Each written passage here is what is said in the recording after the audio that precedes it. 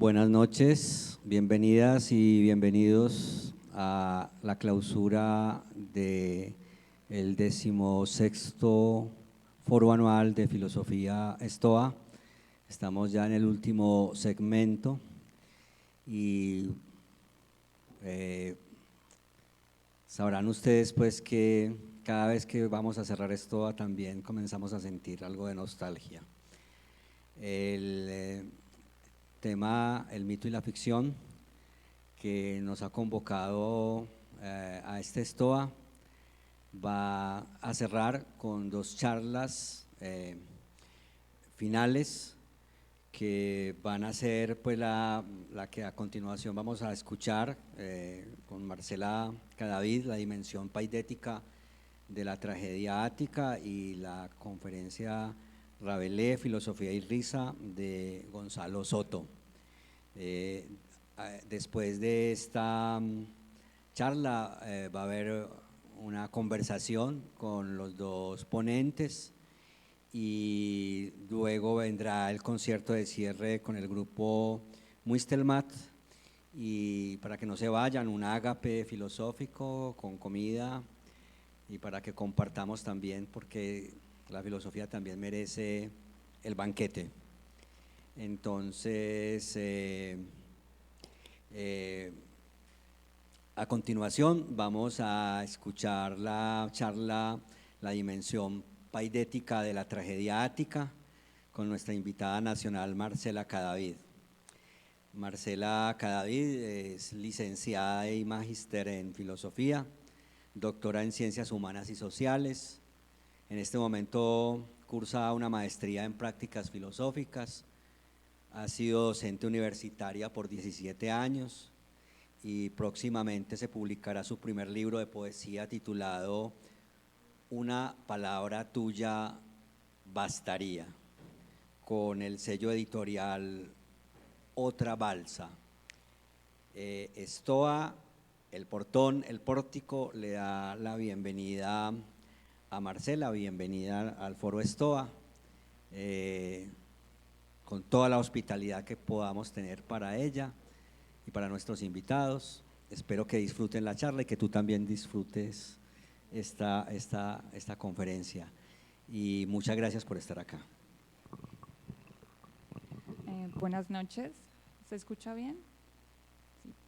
Bueno, ante todo pues agradecerles su presencia, agradecerle a Ricardo, a Paula, que me hayan invitado a cerrar el foro. Pues, en realidad estoy bastante emocionada, me encanta estar acá y pues hablar de este tema. Además me acompaña mi hijo y el papá de mi hijo, y entonces estoy muy contenta también de que mi hijo de 8 años esté por primera vez en un foro de filosofía. Entonces espero que no quede aburrido con ellos, sino que piense como yo quiero participar en otros.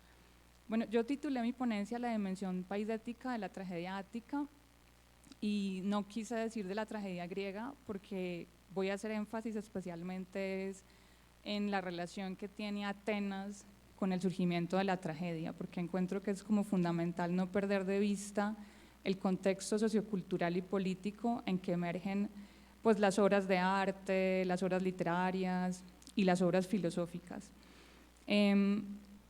Primero quisiera hacer como un recuento. Yo cuando hice mi pregrado, que lo hice en el Instituto de Filosofía de la Universidad de Antioquia, me ocupé sobre todo de trabajar la teoría del conocimiento, la epistemología, la filosofía de la ciencia, y poco me acerqué a los griegos. Eso ya luego fue una exigencia posterior en mi trabajo, lo cual pues lo encuentro bastante afortunado. Pero creo que sin haber hecho antes un acercamiento a la filosofía de la India, no me hubiera podido entender a los griegos. Porque pues finalmente habrá que reconocer primero que son otro mundo. Yo pienso que los podemos empezar entendiendo mejor cuando partimos de que son otro mundo y no simplemente que es como la cultura que antecede a la tradición filosófica occidental. Creo que para esa lectura me ayudó mucho Pierre Hadot, ¿cierto? Que es quien habla de las prácticas filosóficas, pero Pero entonces, como les digo, primero yo me acerqué a la filosofía de la India, aprendí como a entender el contexto espiritual de la India y luego sentí que podía entender a los griegos. Esa fue más o menos como mi transitar. No empecé primero con los griegos, así no empezó mi formación en filosofía, pero haber leído otros textos que no son del corte de la filosofía moderna me permitió escuchar a los griegos, sobre todo eso. Yo a mis estudiantes en las clases les digo mucho eso, hay que escuchar al autor, qué quiere decirnos.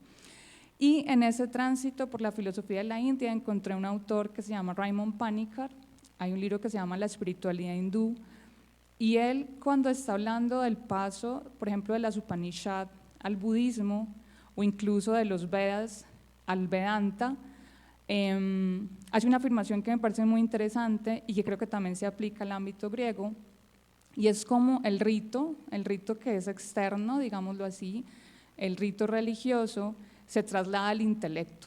Entonces él dice, esa es la manera como entendemos el surgimiento de la filosofía, porque el rito que intenta establecer una conexión con la naturaleza y una conexión con el cosmos y los hombres en general y la divinidad, que en principio es externo, se traslada al intelecto. Entonces hay un rito del intelecto que se encarna en la vida del filósofo.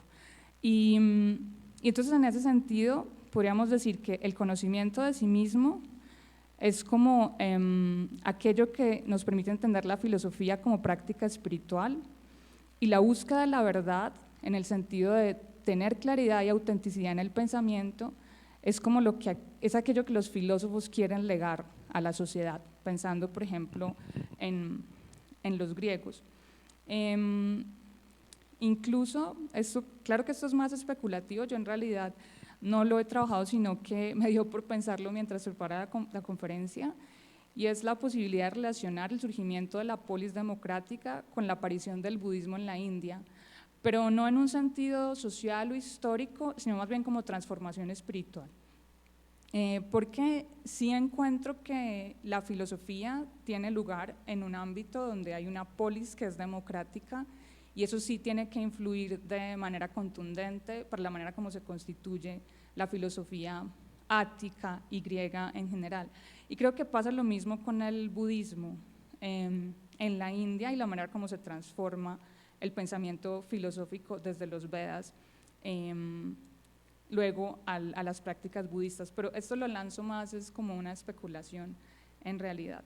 En ello no me voy a concentrar tanto, a menos de que ustedes quisieran especular conmigo más tarde acerca del asunto. Pero antes de… o más bien no vamos a hablar tanto como de filosofía, sino de un movimiento espiritual anterior a la filosofía.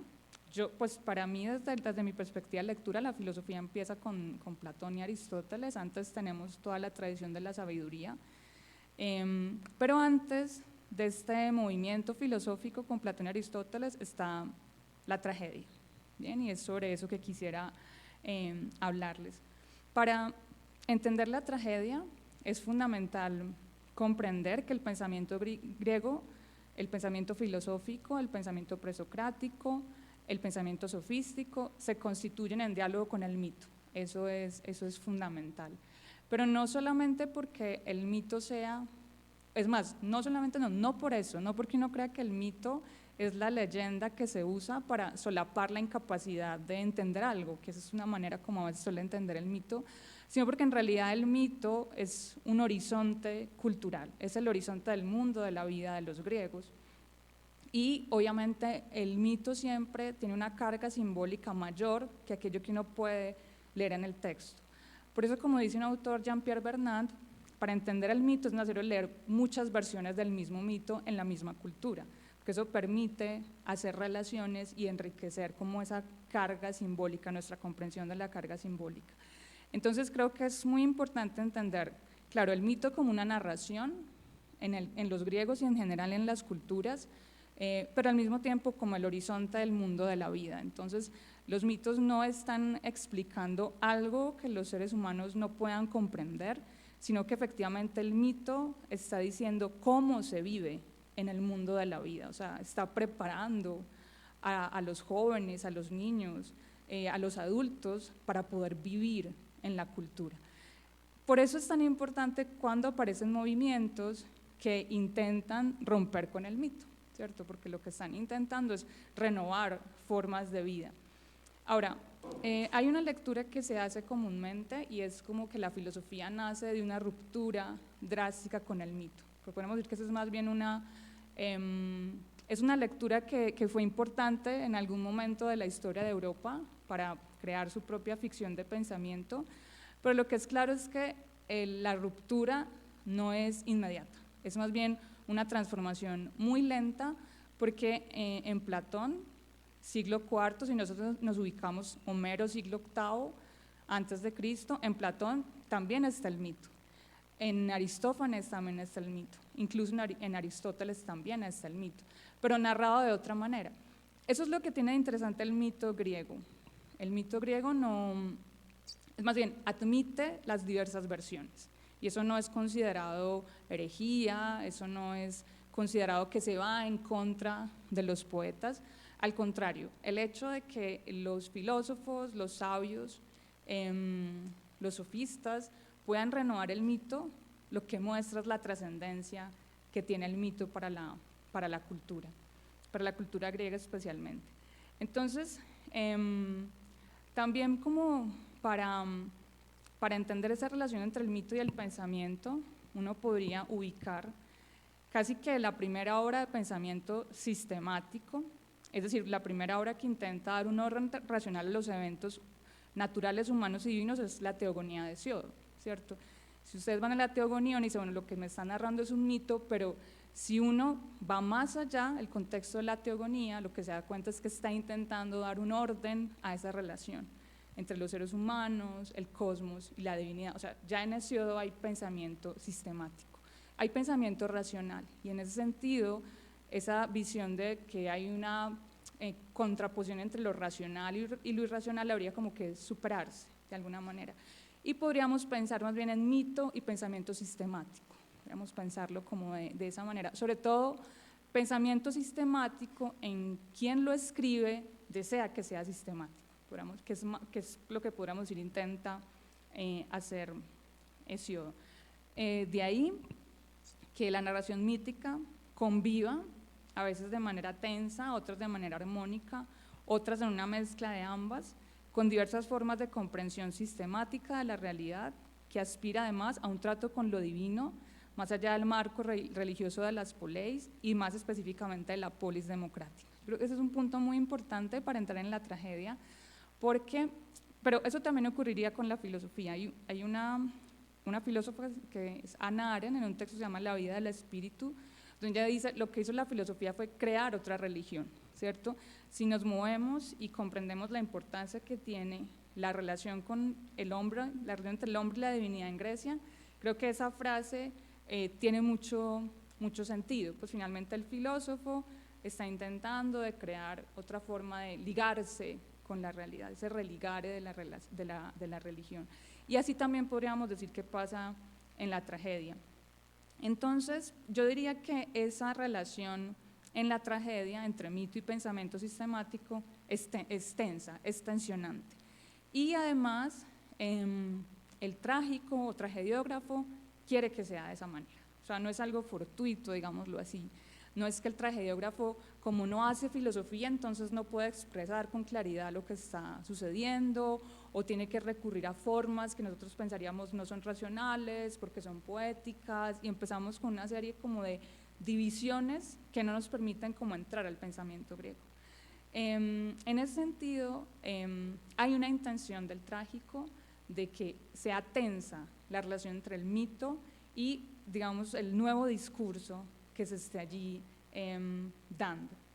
Entonces, digamos que en la tragedia hay una manera particular como puede leerse la relación entre lo divino y el ser humano, en la cual subyace para cada trágico una dimensión paidética. De ahí esa noción que uso para unir tanto la idea de que hay un hombre por formar, o sea, hay un ideal de hombre en la tragedia que está muy relacionado con el individuo inmerso en la democracia ateniense, pero también hay una ética, ¿cierto? Hay una forma como ha de comportarse ese hombre, pero lo particular es que la tragedia no le dice al ateniense cómo hacerlo, o sea, no le está dando una orientación, no le está dando una guía.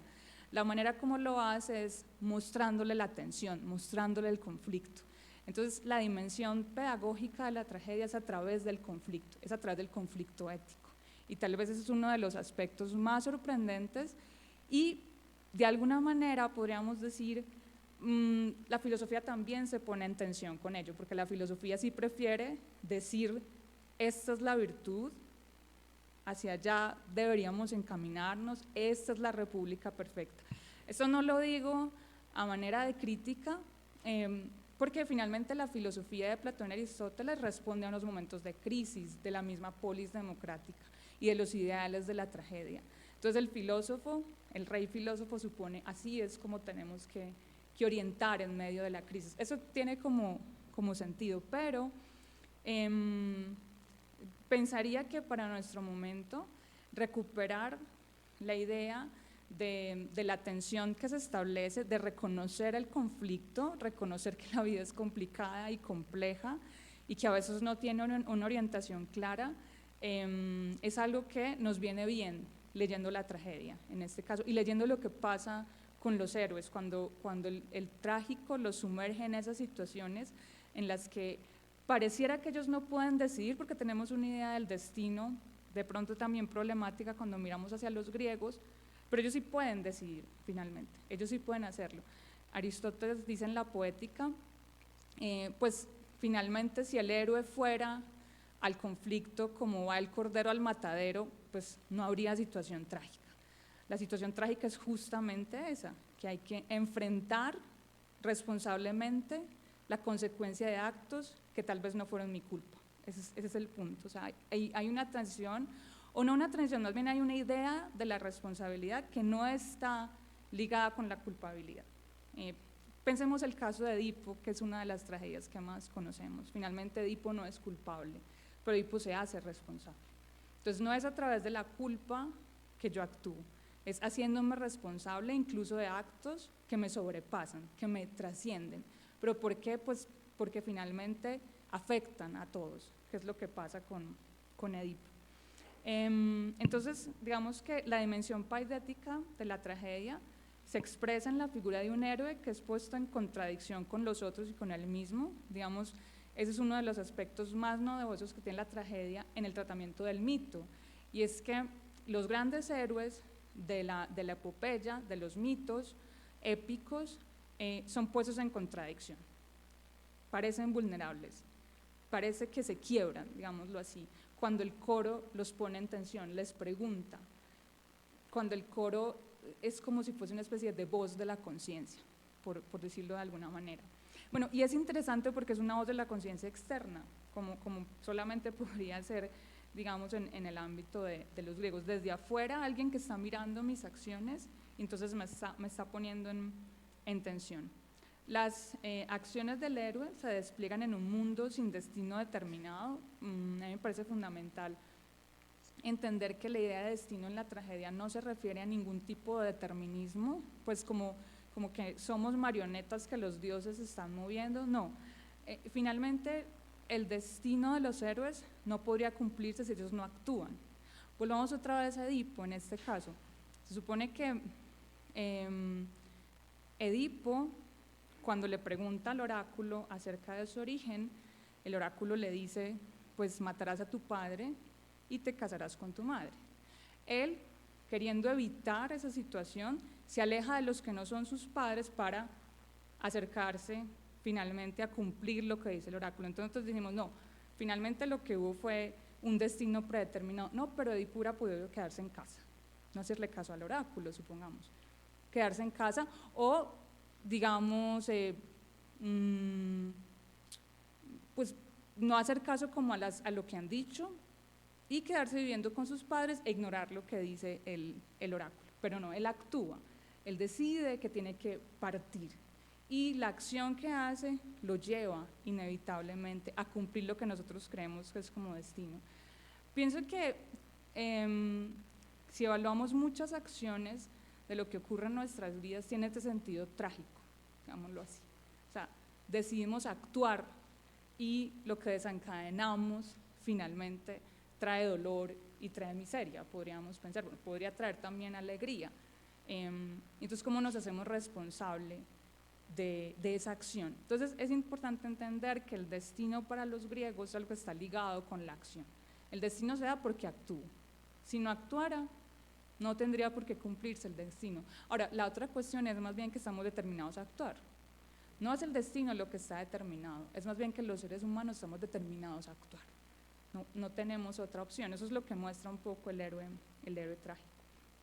Entonces, pero pues igual las acciones del héroe se despliegan en un mundo sin destino determinado y con la perspectiva de nuevas maneras de espiritualidad que se constituyen entre la religión cívica, el surgimiento vacilante del poder que cree tener el individuo para influir en su propio destino y el destino común, y los variados cuestionamientos a la religión tradicional desde otros movimientos intelectuales. Eso me parece importante porque hay que tener presente que la tragedia se desarrolla en un siglo en que el hombre cree que puede influir en su destino, y eso es un poco de lo que trata la democracia ateniense, digámoslo así. Porque democracia solamente surge en Atenas, y pues el hecho de que 3.000 ciudadanos se reúnan para decidir el destino de si se va o no a la guerra, si se lleva a alguien o no al ostracismo, a quién se somete a juicio, en un momento en el cual primaba sobre todo lo que decía el mito, pues debe representar un momento cultural muy tensionante. Yo solamente me imagino lo que significa haber siempre estado bajo la tutela del mito y que surja esta situación de que yo podría decir que vamos a la guerra y que vamos a someter a este pueblo, por ejemplo. No le vamos a preguntar al oráculo, vamos a preguntarle a la asamblea. Pues, imagínense lo que eso significa. Pues yo creo que eso genera mucha conmoción y genera también la idea de que, bueno, el destino es de los dioses, pero también es nuestro, digámoslo así. Y creo que eso lleva a plantear otras maneras de relación con la divinidad, que son las que quisiera comentar ahora. Bueno, y hay algo muy interesante, y es que pues, digamos que en paralelo a la tragedia hay otros movimientos intelectuales, como el movimiento sofístico, por ejemplo, y especialmente pues en este caso tendríamos como algunos textos de Protágoras en los que se menciona o se dice que hay cierto agnosticismo, sobre todo la tradición sofística, digamos, ya tendría una visión más social de lo que sería la religión, más la idea pues de la utilidad de la religión para cohesionar, por ejemplo, la sociedad. Eso lo podemos ver en el mito de Protágoras que narra Platón, la manera como él cuenta que se puede enseñar la virtud política, y por ejemplo ahí Platón usa un mito, o Protágoras lo usa si acordamos de que efectivamente lo que cuenta Platón es lo que ocurrió. Pero entonces es interesante porque, por ejemplo, eso va a influir bastante en Eurípides, donde en algunas de sus tragedias vamos a ver críticas muy directas, muy frontales, pero sobre todo a los dioses cívicos. Es interesante porque en ese caso entenderíamos que la dimensión de lo religioso en Atenas no se reduce a los dioses cívicos, a los dioses del Olimpo y al rito cívico, sino que efectivamente esos otros movimientos intelectuales, la tragedia, la filosofía, están constituyendo formas inéditas de trato con lo divino, podríamos decirlo así. Claro, inéditas no tanto porque no se hayan dado, estoy pensando por ejemplo en el orfismo y su relación con Heráclito y Platón, pero especialmente porque se toma algo ya conocido, digámoslo así, se enfrenta a ello y se lo trastoca para que surja algo nuevo. Entonces les voy a decir a qué me refiero. Por ejemplo, en el caso de Esquilo, la idea de un Dios que es justo, ¿cierto? Eso es muy importante en Esquilo. Zeus es justo, Zeus es la justicia, él representa la justicia. Esa idea ya está, por ejemplo, en Hesiodo, pero no está en Homero, digámoslo así. Pero Esquilo no simplemente repite lo que dice Hesiodo, sino que ese Dios que es justo, yo debo relacionarme con esa justicia a través del sufrimiento, por ejemplo. Eso es algo que no está tan ligado en Hesíodo. Hesíodo habla del trabajo, Hesíodo habla de lo duro que es trabajar, de lo duro que es tener un matrimonio, de lo terrible que es tener una esposa y alimentarla, y todos esos aspectos que nos pueden parecer ahora chocantes. Pero este tema del sufrimiento como una manera de conocerse, de alcanzar un conocimiento de mi relación con el mundo es algo novedoso. Y entonces ese Dios justo, digamos, me acompaña como en ese camino. Si ven, ahí hay una mezcla de mito, pero también de una tradición espiritual que está emergiendo, podríamos decirlo así. El caso de Sófocles es muy particular porque la dimensión de lo divino en Sófocles es más oracular y mistérica. Si ustedes miran las tragedias de Sófocles, él nunca se refiere directamente a Zeus, por ejemplo, como lo hace Esquilo, sino que está hablando más bien de los oráculos y estos mitos de carácter mistérico. Entonces, ahí es como si Sófocles planteara que ante la situación humana del presente de los atenienses, nuestra relación con la divinidad es de algo que se oculta, que está oculto, que no podemos ver completamente. Y obviamente el no poderla ver, el que ya no sea nuestra guía directa como el dios de Zeus, lleva a que podamos equivocarnos más, como en el caso de Edipo, por ejemplo, al tomar las decisiones. Entonces, ahí también está la emergencia de una nueva forma de espiritualidad, la del Dios que se oculta y que se nos oculta. En el caso de Eurípides, yo diría que aparece un trasfondo que llamaríamos místico, en el sentido en que la palabra griega místico, como habría que entenderla, que es el conocimiento de verdades ocultas, pero que no pueden transmitirse.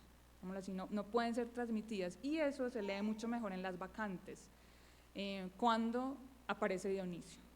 Dionisio, que se supone que es el dios de la tragedia, porque a él es que, en honor a él es que se hace la tragedia, solamente aparece en una obra trágica de las que conocemos, y es las bacantes de Eurípides. Las otras obras en las que aparece el tema de lo divino en Eurípides siempre es como de crítica frontal, como en el guión, por ejemplo, como en Hipólito. Siempre hay una crítica frontal, especialmente a los dioses del Olimpo, ¿cierto? Pero Eurípides abre este nuevo campo, podríamos decirlo así, y es un tratamiento más de carácter místico con la divinidad.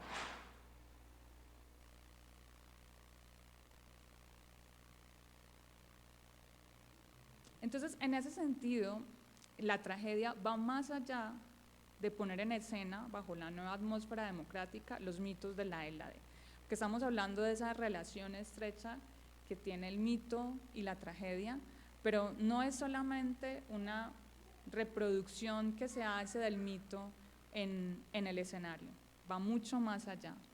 Más bien, los mitos y el mito, acuérdense, los mitos como las narraciones concretas, el mito como ese horizonte del mundo de la vida de la Hélade, se pliegan en una apuesta que muestra al artista capaz de vivir y a la vez reflexionar los cambios que conmueven la vida de su polis. Y yo creo que eso es algo que atrae mucho del trágico, porque él está escribiendo en el momento en que se están dando esos grandes eventos en Atenas. El surgimiento de la polis democrática es un gran evento, hay unos grandes cambios culturales, y al mismo tiempo vemos a un artista que es capaz de reflexionarlos y no simplemente hacer una imitación o una reproducción de lo que está ocurriendo, sino renovar el trato con el mito para introducir estos cambios, esta nueva visión, por ejemplo, de una espiritualidad en el ámbito de lo divino, y estas maneras de iluminar la realidad de los atenienses.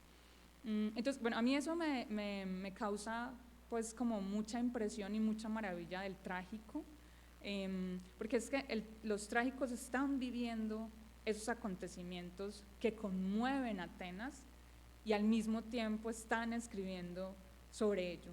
y no obstante sus obras son de una claridad impresionante. Entonces podríamos hablar de un tipo de sistematización trágica como forma de leer desde otro punto de vista cultural el mito. Podríamos decir con una metáfora que hace Vidal-Naquet, la tragedia es un espejo roto, en el sentido que no se limita a reflejar los acontecimientos del presente. O podríamos también hablar con otra postura que es la de Gadamer en Verdad y Método, en el que la tragedia es imagen. Entonces él distingue entre imagen y copia para decirnos que una imagen lo que hace es enriquecer la realidad. O sea, una imagen no es simplemente una copia de la realidad, sino que es algo que ilumina ámbitos de la realidad para nosotros desconocidos o que antes no habíamos podido ver. Entonces, a veces en vano, diría yo, se intenta emparejar de manera perfecta los personajes de la tragedia con algún personaje histórico en la época del siglo V. Y no resulta, justamente porque la tragedia es o espejo roto o también es imagen, porque es una creación que enriquece la realidad e ilumina lo conocido, lo cotidiano, para ensanchar la mirada sobre los eventos presentes, conmoviendo el pasado que se torna familiar y procurando incitar el anhelo de lo mejor para todos en el futuro, ¿cierto? Entonces se ensancha la mirada sobre el presente, se conmueve lo que es familiar y se anhela entonces con esa puesta en escena, y entonces ¿qué sería mejor para todos? En una técnica que era muy común de los trágicos era poner el problema del ateniense pero en el pellejo de otra polis, de Tebas, de Argos. Entonces, o sea, rara vez, digamos, hay una acción que ocurra en Atenas, ocurre en otras polis y ocurre con el mito, pero sí puede identificar el ateniense que se le está hablando a él. Tal vez una de las que en ese sentido podría ser más diciente es Las Troyanas de Eurípides. Les invito a leer esa obra. Eurípides está haciendo una crítica pues a la manera como finalmente se corrompe la política con la guerra, y es la guerra del Peloponeso, pero él lo hace a través de esa historia de Écuba y de la toma de Troya. Entonces es bastante impresionante porque ahí finalmente es como mostrándole a los atenienses, esto es lo que está haciendo la guerra. Con respecto al tema de lo divino, por ejemplo, de esto que les digo, de esa manera como se ensancha la relación espiritual, pueden leer 7 contra Tebas, Antígona, Edipo, Hipólito, Ión, Orestes y finalmente las Bacantes. Bueno, de esas tragedias les recomiendo bastante Hipólito, porque ahí ya Eurípides, pues más que hacer una crítica tajante contra la divinidad, sitúa un poco al hombre despojado de la providencia de lo divino, podríamos decirlo así, y que de alguna manera ya no es suficiente seguir el rito para que lo divino corresponda. Bueno, quisiera hablar para finalizar unos puntos acerca de lo que he mencionado como dimensión paidética. Les decía que en la tragedia ahí habría como un ideal de hombre y una manera de entender sus acciones, si corresponden o no con la virtud. Entonces, como les decía, lo común en la tragedia ática no es solucionar el conflicto moral, sino dejarlo a la vista, digámoslo así. La solución del conflicto moral es un tema que finalmente hereda la filosofía, pero la tragedia lo que hace es reconocer lo complejo que es la vida humana, y cuando uno lee, uno no puede esperar, digamos, como un desenlace que sea para nosotros satisfactorio, pero no tiene que ver con que sea triste o alegre, porque en eso no está el sentido de lo trágico en las tragedias áticas. El sentido de lo trágico está justamente en el conflicto, y en conflictos en los que cuando usted los lee no podría decir de quién está usted del lado, quién es el bueno o quién es el malo, quién debería ganar o quién debería perder. O sea, y eso es impresionante porque los trágicos lo logran que usted diga, ambos valores, ambas formas de vida están justificadas. ¿Cómo se decide? ¿No? Es el conflicto, o sea, es tenerlo patente frente a usted, sin que el trágico le esté diciendo, y entonces esto es lo que debería usted hacer. Entonces, el acontecer trágico suele girar en torno a una decisión, los conflictos que ésta genera y la manera como es asumida por los héroes y personajes secundarios. Tómese, por ejemplo, la realización de un acto reprobable con plena conciencia, sin coerción física, por alguien cuyo carácter lo impulsaría normalmente a rechazarlo, y en circunstancias que impiden la satisfacción de dos exigencias igualmente válidas. De eso está lleno la tragedia, de eso está lleno el conflicto de los héroes trágicos. O sea, en realidad no hay una coerción para tomar una u otra decisión, pero extrañamente podría uno pensar, el héroe decide como la que sería la decisión más reprochable.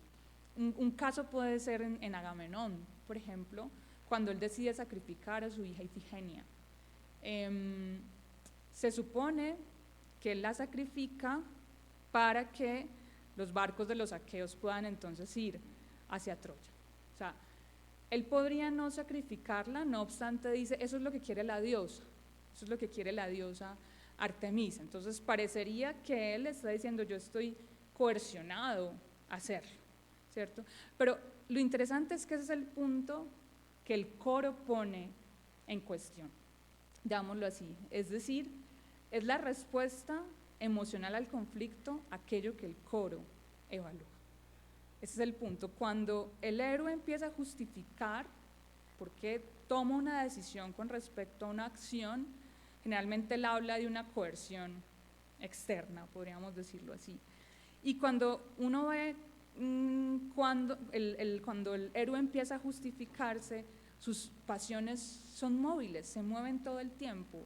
Debí haber esto, no lo debí haber hecho, tuve que sacrificar a mi hija para eso, y él empieza como a justificarse finalmente por qué lo hace. Entonces es interesante porque el coro no está evaluando una decisión racional, podríamos decirlo así, sino un movimiento pasional.